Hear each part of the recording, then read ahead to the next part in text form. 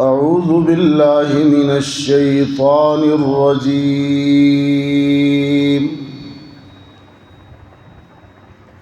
بسم الله الرحمن الرحيم.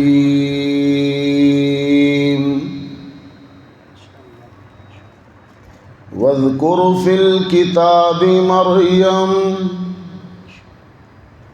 إذ انتبذت من أهلها مكانا شرقيا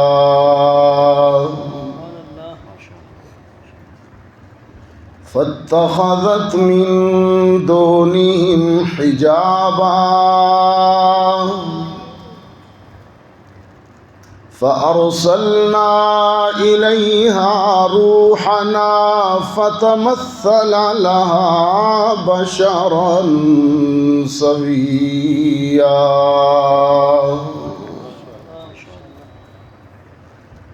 قالت إني أعوذ بالرحمن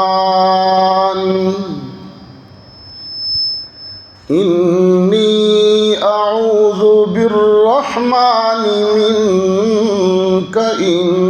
كنت تقيا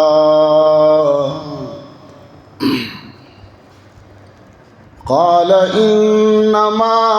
أنا رسول ربك لأهب لك غلاما زكيا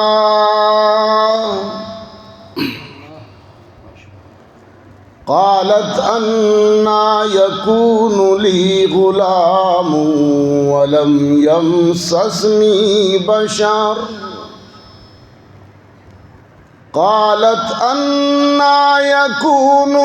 غلام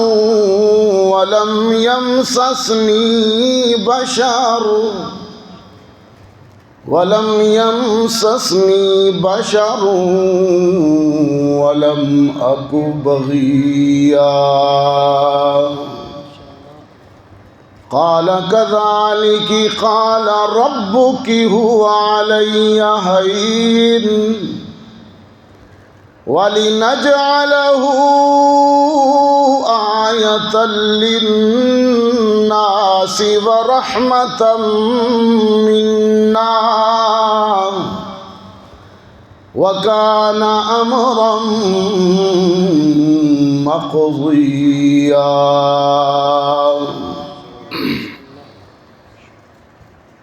فحملته فانتبذت به مكانا قصيا فأجاءها المخاض إلى جذع النخلة قالت يا ليتني مت قبل هذا وكنت نسيا منسيا فناداها من تحتها ألا تحزني قد جعل ربك تحتك سريا وهزي إليك بجذع النخلة تساقط عليك رطبا جنيا فكلي واشربي وقري عينا فإما ترين من البشر أحدا فقولي إني نذرت للرحمن صوما فلن أكلم اليوم إنسيا فأتت به قومها تحمله قالوا يا مريم لقد جئت شيئا فريا يا أخت هارون ما كان أبوك امرأ سوء وما كانت أمك بغيا فأشارت إليه قالوا كيف نكلم من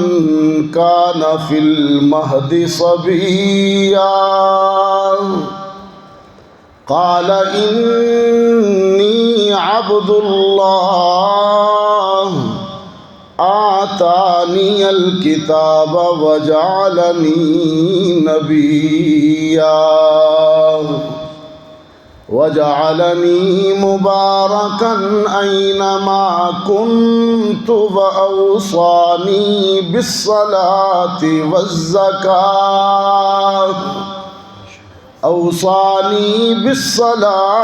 والزكاة ما دمت حيا وبرا بوالدتي ولم يجعلني جبارا شقيا